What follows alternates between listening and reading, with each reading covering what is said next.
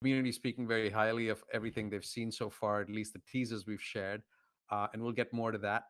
How long have you been in the crypto space, and how did you get drawn into making NFTs?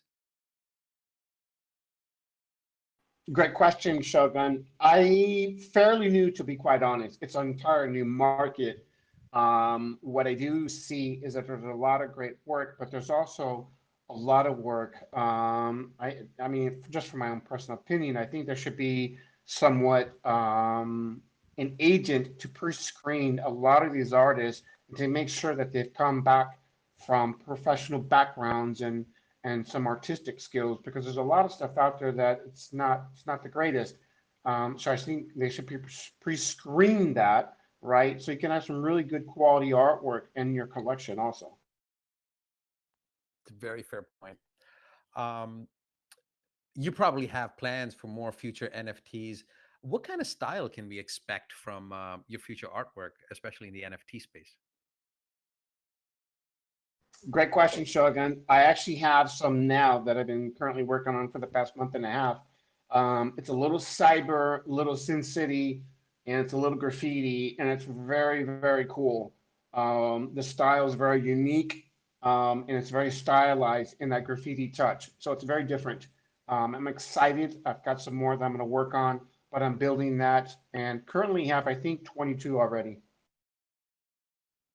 Very nice. A few minutes before this meeting, this AMA started, you had shared a link to a YouTube video that you had put together, and I had posted that on our community group, and there were just some great reactions. Right, people were just wowed by it. Can you tell us a little bit more about that and what that's about?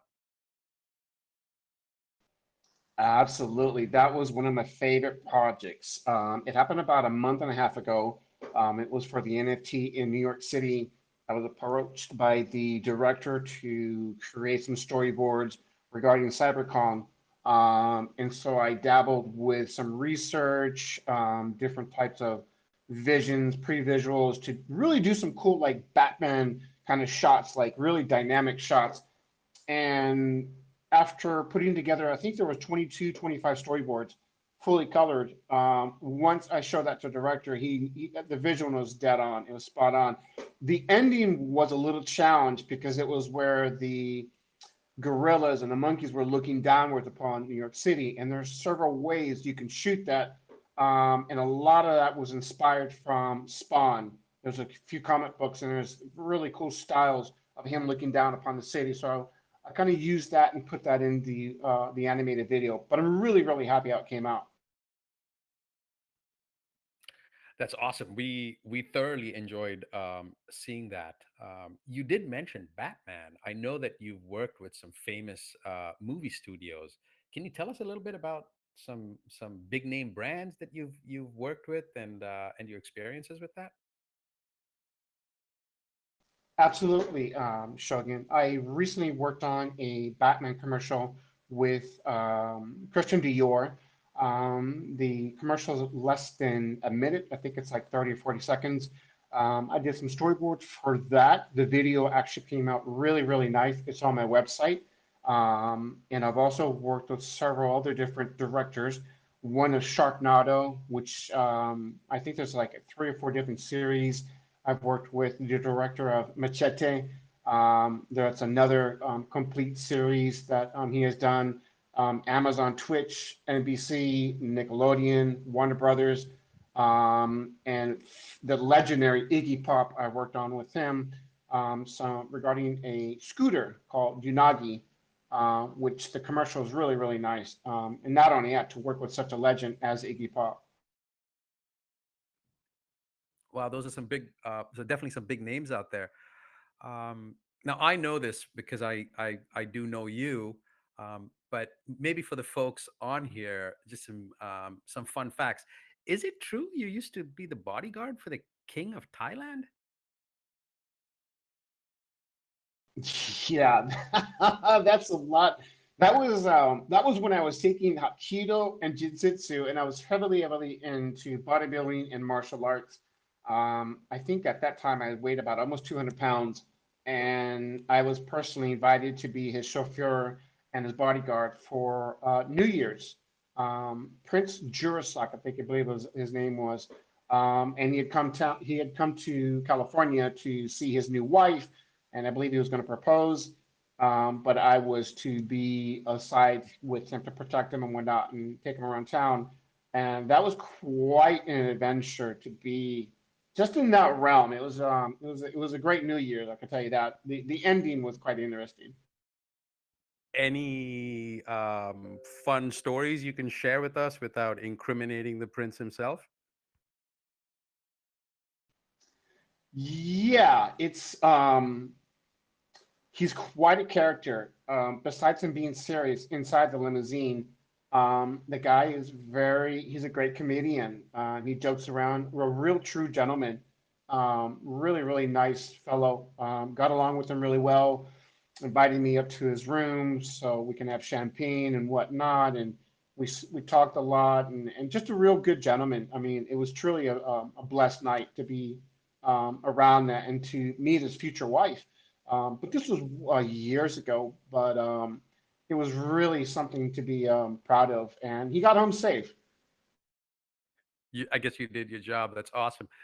For those of us who are on this AMA, who are new to the storyboarding process, to you it's probably reflexive. It's very second nature.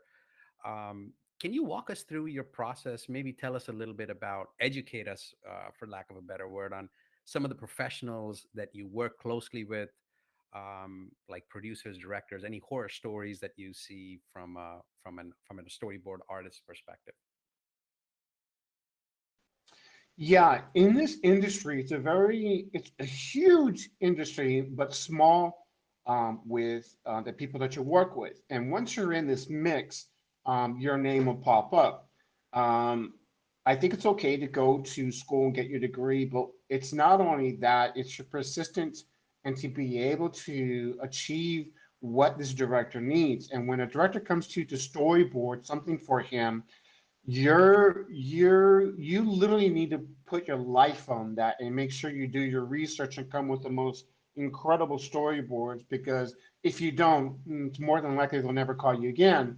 My process is really reading the script, writing down some of the key notes in the script, researching different elements, stunts, footage, drone footage, and whatnot to be able to visually storytell that in a storyboard, because a storyboard is technically the blueprint of the film. So when you see this, that's your film.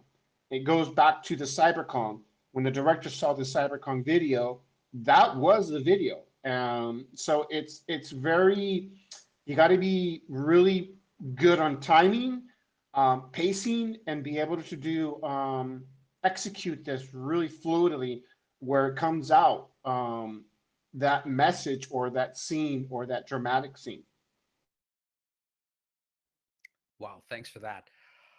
Well, I think that's enough questions from me. Pilo's, I think, going to open the chat for the community questions for about a minute.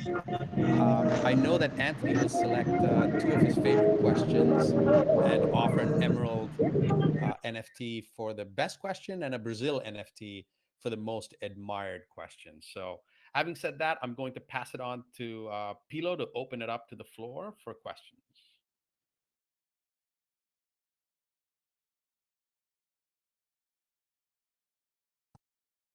The chat opened up, guys. Thank you very much for your time, Anthony. Some great responses to the questions. And you've lived quite a fulfilling life so far. Yeah.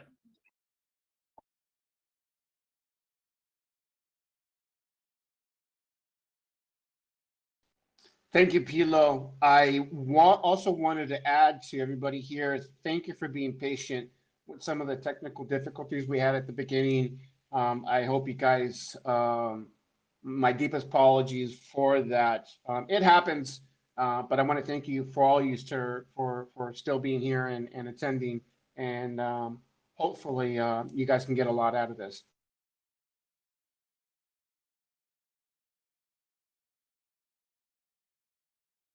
So the floor is open for folks to ask questions. Just feel free to unmute yourself, and Anthony be happy to answer anything you have for him.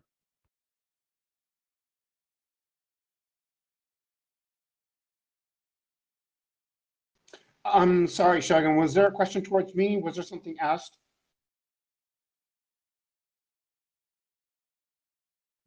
No, I'm going to actually check. I think.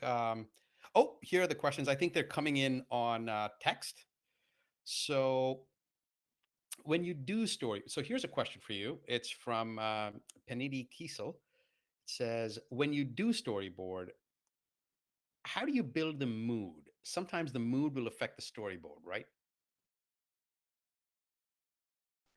Well, that's a really good question because in storyboarding, it's all about mood.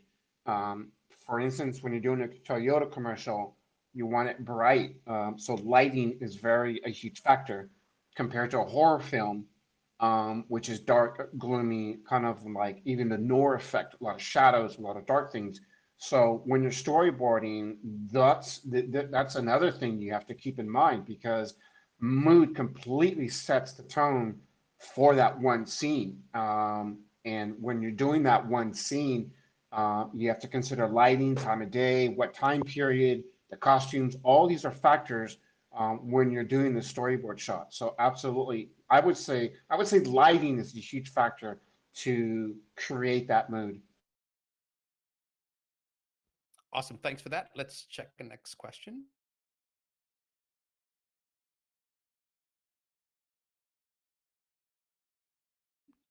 So here's a question from Calvin. Where do you get your inspiration from? How do you visualize the scene? Yeah, even after doing this for 22 years, that's one I still have, not problems, but still, because when you're doing a feature film, you're doing well over 2,000 storyboards. You're doing a lot and so being able to come with visuals every single storyboard can be draining because you have to think about it and they all need to be fresh as if when you did the first storyboard. So I like to look at different comic books, different movies regarding that genre, or maybe even walking outside. There's a picture I want to take, and that'll snap that shot. But keep in mind when you're doing this, you got to be fast. You got to you can't just do 20 storyboards, while you're doing a feature film. You got to do at least 100 or 150 more per week. So that's a lot. And when you're doing that kind of amount of storyboards, then you're in demand because speed, quality, and somebody with experience is high value target in this industry. Thanks for that, Anthony. This question is out from Josh. How do you see NFT artists defining the future of the art world in the metaverse? And also, do you see commercially companies buying NFTs for future advertising endeavors? Yeah, I think I kind of slightly talked about this at the beginning. I think, and this is just my opinion. I'm very juvenile in this because I'm not fully aware of this huge market. But just from an outsider, just coming into this fairly new, I would really strongly suggest that there would be some sort of talent scout to put in great quality work because I think this is a huge potential where a lot of artists, good artists, professional artists that have built a name can be successful in this and really branch out because this is a whole different medium from graffiti, from digital art. I mean, this is really, really, really different. It's a whole new market to tap into. And I think um, to fairly say, give any input, it's a little bit naive on my part, but just from what I've seen in the past 6 months, I think there should be some sort of scout or agent to pre-screen a lot of these artists before we get all this stuff out there because a lot of stuff out there is not up to par and there's truly there's really beautiful work out there also. that could be marketed, and this is why I'm here. So hopefully I can put out some really cool stuff like this for all you can enjoy. Awesome, thanks. I know one of the things that drew you towards the NFT space and specifically towards Omnia, this is your first NFT project that we've gone this far into, was some interactions that we've had in the past. What can you think it would be the biggest challenge in the NFT space, and how you look at carrying yourself forward in this space? What would be the major factors that will bring uniqueness to the NFT creations you create?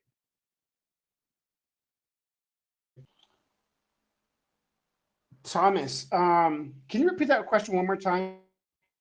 Sure. Um, what do you think would be the greatest challenge in the space of NFTs? And how do you look to carrying yourself forward in this space? What makes your NFTs unique um, from the others? Yeah, great question. I think just on my style alone, I think considering that I have a graffiti background, comic, and just a really illustrative look to it, I think I have a little edge on that because I've been doing it for so long. So with that being said, I want to really focus on that because I think it could be very profitable for the market because I have a very distinctive look and a very distinctive style to my work.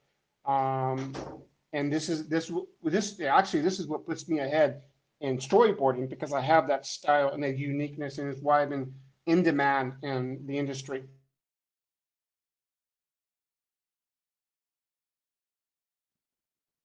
Great, thanks for that, Anthony. I'm scrolling through the list of questions. I know there's a little bit of overlap in maybe possibly in some of them. Um, all right, can you tell us a little bit about what you think the future of the crypto world in the NFT space is going to look like? How do you think this is the tip of the iceberg? It's going to grow massively, or you think this is a dying trade?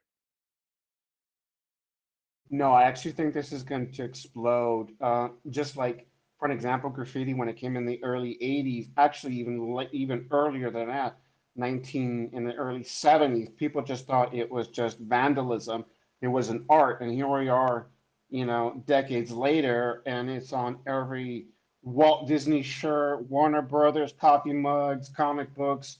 It's exploded into a whole new level, and I was glad to be a part of that. And I think this massive storm that has really came across globally, I think it's going to be very profitable. And I think I see a niche in this that I could do very well with this with my work and the style that I have. And I think it's gonna blow up pretty big. I couldn't agree more. Um, Anthony, what was the one thing that caught your attention with Omnia in the first place that made you want to team up with us?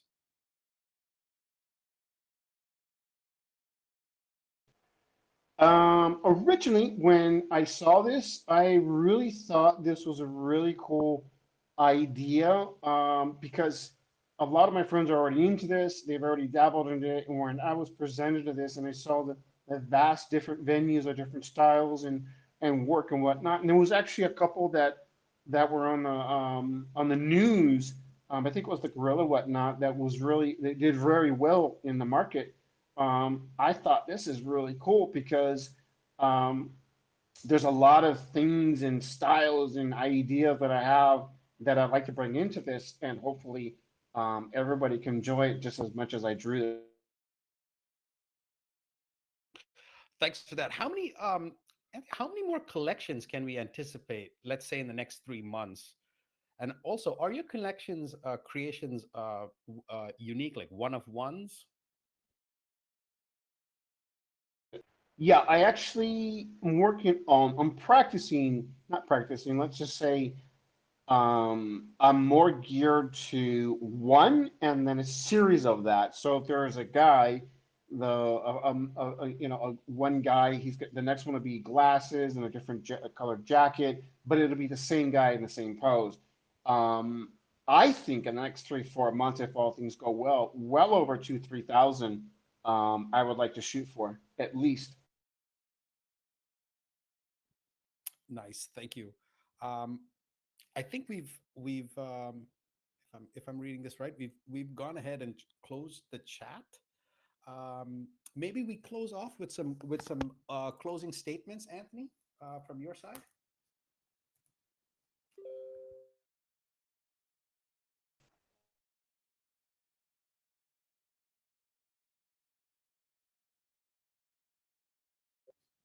I'm sorry, Anthony. I don't know if you caught that, but I think the chat has been closed, and we'd like to maybe just pass it on to you for some closing remarks or statements you'd like to share.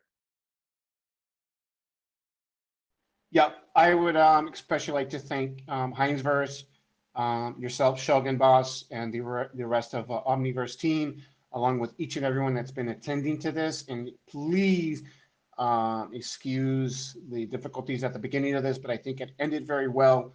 And hopefully, one or two of you can enjoy the NFT that I'm going to be getting. And especially thank you for taking the time out to listen to this. Anthony, would you at this point like to call out who you think had the favorite question and the most admired questions, or would you like to take some more time to reflect on that?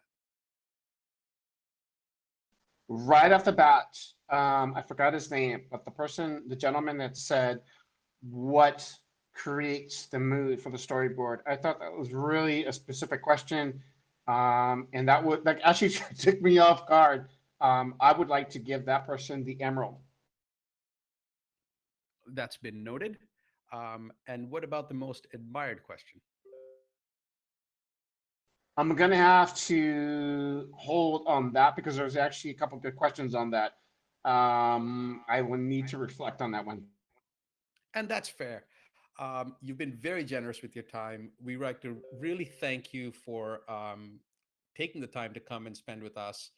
We are hopeful that you will share what you've this community with other professionals in your group, because we would like to see you as the first artist with us, but definitely not the last. So thank you again, and good luck in the future. Thank you, and thank you for all those that attended here, and hopefully we'll catch up again here. Awesome. Thank you, everyone. Bye.